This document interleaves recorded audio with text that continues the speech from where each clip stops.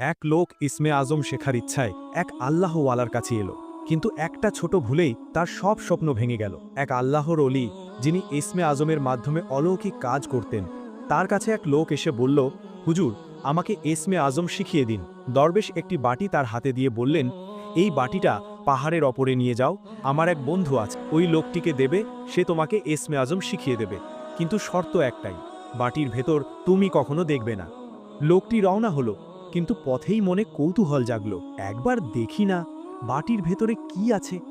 যেই না খুলল, সঙ্গে সঙ্গে এক ইঁদুর দৌড়ে বেরিয়ে গেল। লোকটি হতবাক হয়ে ফিরে এলো দরবেশের কাছে।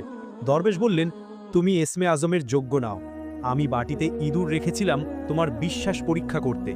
যে নিজের কৌতূহল দমন করতে পারে না, সে কখনো আল্লাহর গোপন জ্ঞান লাভ করতে পারে না। বিশ্বাস, এটাই আসল পরীক্ষা। যে আল্লাহর ওপর পুরো ভরসা রাখে, সাফল্য তারই হাতে আসে।